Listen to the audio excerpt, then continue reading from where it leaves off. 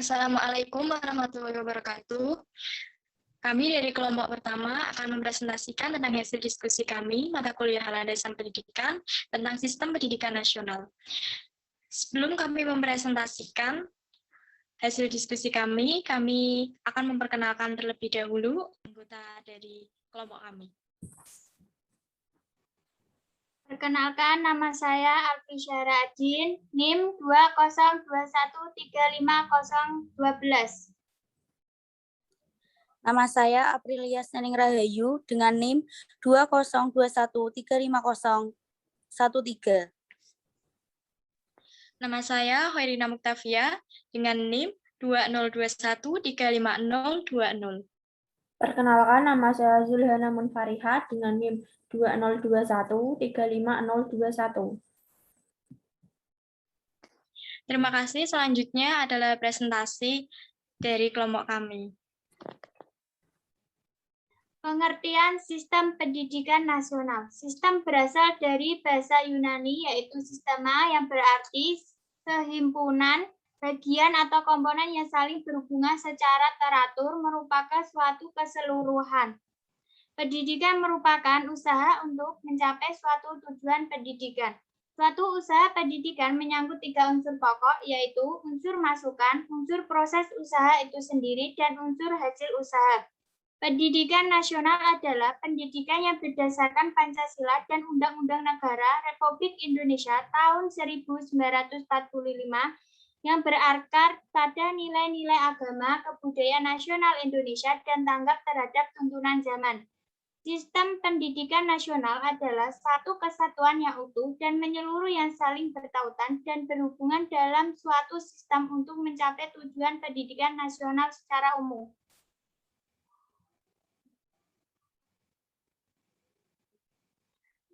Yang kedua, visi misi pendidikan nasional. Yang pertama, visi pendidikan nasional, terwujudnya sistem pendidikan nasional sebagai pranata sosial yang kuat dan berwibawa untuk memberdayakan semua warga negara Indonesia berkembang menjadi manusia yang berkualitas hingga mampu dan proaktif menjawab tantangan zaman yang selalu berubah. Yang kedua, visi pendidikan nasional. Dengan visi sistem pendidikan nasional tersebut tentu akan ada misi sistem pendidikan nasional tersebut, yaitu yang pertama mengupayakan peluasan dan pemerataan kesempatan memperoleh pendidikan yang bermutu bagi seluruh rakyat Indonesia. Yang kedua, membantu dan memfasilitasi pengembangan potensi anak bangsa secara utuh sejak dini sampai akhir hayat dalam rangka mewujudkan masyarakat belajar. Yang ketiga, meningkatkan kualitas proses pendidikan untuk mengoptimalkan pembentukan kepribadian yang bermoral. Yang keempat, meningkatkan keprofesionalan dan akuntabilitas lembaga pendidikan sebagai pusat pembudayaan ilmu pengetahuan, keterampilan, pengalaman. Yang kelima, sikap dan nilai berdasarkan standar nasional dan global.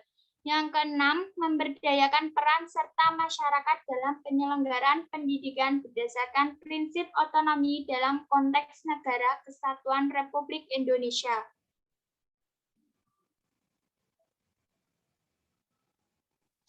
Jalur, jenjang, dan jenis pendidikan. Jalur pendidikan menurut ketentuan pasal 1 angka 7 UU nomor 20 tahun 2003 tentang sistem pendidikan nasional adalah wahana yang dilalui peserta didik untuk mengembangkan potensi diri dalam suatu proses pendidikan yang sesuai dengan tujuan pendidikan. Jalur pendidikan ada 3, yaitu pendidikan formal, pendidikan non-formal, dan pendidikan informal. Pendidikan formal, jalur pendidikan yang memiliki materi pembelajaran akademis yang terstruktur dan berjenjang yang terdiri atas pendidikan dasar, pendidikan menengah, dan pendidikan tinggi. Pendidikan non-formal, jalur pendidikan di luar pendidikan formal yang dapat dilaksanakan secara terstruktur dan berjenjang. Pendidikan non-formal ini dapat berupa lembaga khusus, kelompok bermain, dan lain sebagainya. Pendidikan informal, jalur pendidikan yang dilakukan di keluarga dan di lingkungan di mana kegiatan belajar dilakukan secara mandiri. Yang kedua ada jenjang pendidikan. Jenjang pendidikan adalah tahap pendidikan berkelanjutan yang ditetapkan berdasarkan tujuan yang hendak dicapai dan kemampuan yang dikembangkan. Pendidikan dasar. Jenjang pendidikan yang melandasi jenjang pendidikan menengah.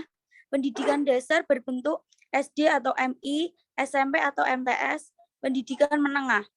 Lanjutan pendidikan dasar, pendidikan menengah terdiri atas pendidikan menengah umum dan pendidikan kejuruan.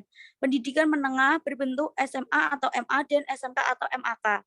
Pendidikan tinggi, jenjang pendidikan setelah pendidikan menengah yang mencakup program pendidikan diploma, sarjana, magister, spesialis, dan doktor yang diselenggarakan oleh pendidikan tinggi dengan sistem terbuka. Pendidikan tinggi dapat berbentuk akademi, politik, sekolah tinggi, dan universitas.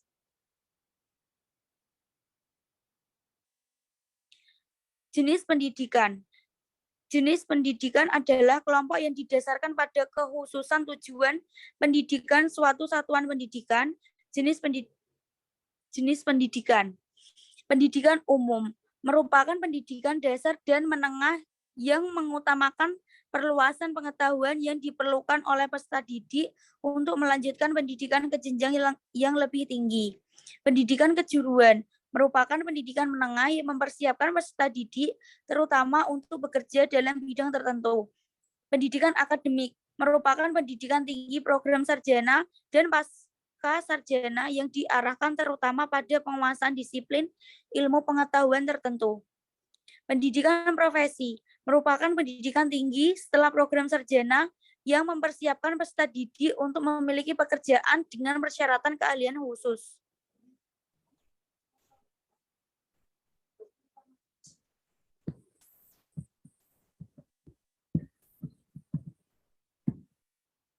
Peran serta masyarakat di dalam sistem pendidikan nasional. Menurut Alderman menegaskan bahwa pengambilan keputusan yang mempengaruhi kehidupan masyarakat dan partisipasi masyarakat telah berpindahnya konsep partisipasi menuju suatu kepedulian dengan berbagai bentuk keikutsertaan warga dalam pembuatan kebijakan demi kemajuan suatu pendidikan. Pasal 8 dan 9 Undang-Undang Republik Indonesia Nomor 20 Tahun 2003, Pasal 8 berbunyi, masyarakat berhak berperan serta dalam program pendidikan dengan pelaksana, perencana, pengawasan, dan evaluasi.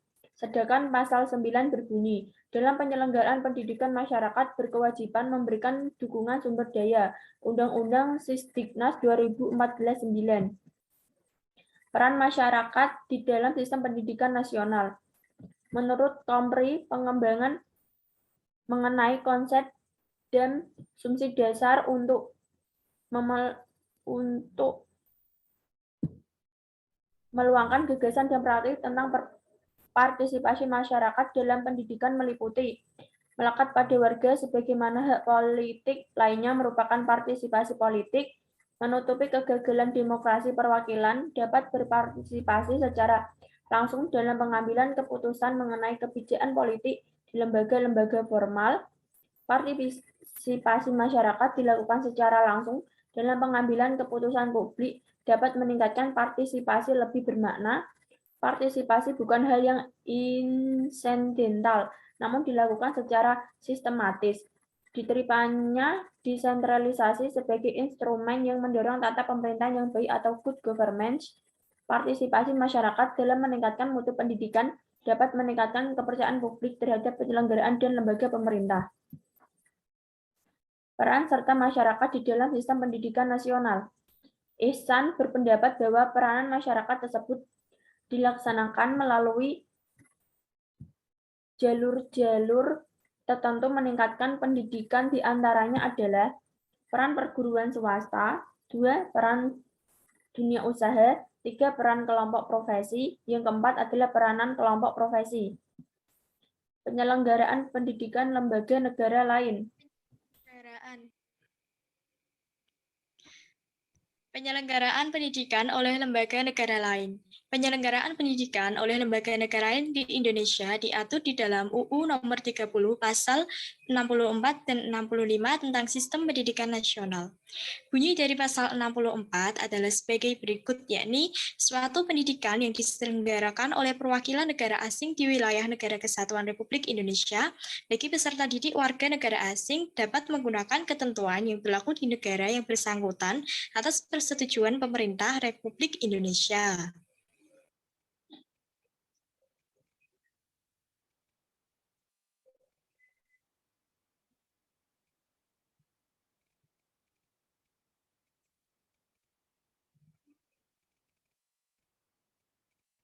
Sedangkan bunyi dari pasal 65 yaitu yang pertama, lembaga pendidikan asing yang terakreditasi atau yang diakui di negaranya dapat menyelenggarakan pendidikan di wilayah Negara Kesatuan Republik Indonesia sesuai dengan peraturan perundang-undangan yang berlaku.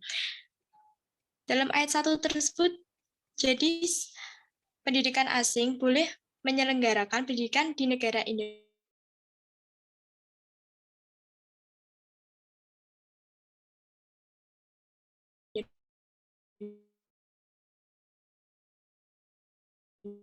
dan keluarga serta didik warga negara Indonesia.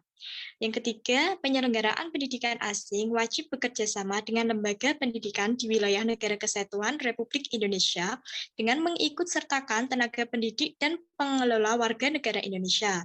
Pasal yang keempat, yaitu kegiatan pendidikan yang menggunakan sistem pendidikan negara lain yang diselenggarakan di wilayah Negara Kesatuan Republik Indonesia dilakukan sesuai dengan peraturan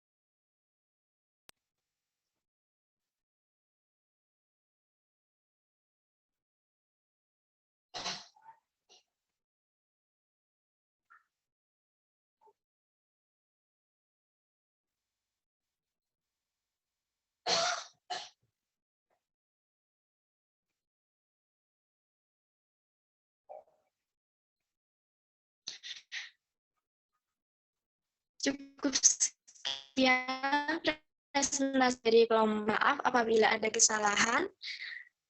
Assalamualaikum warahmatullahi wabarakatuh.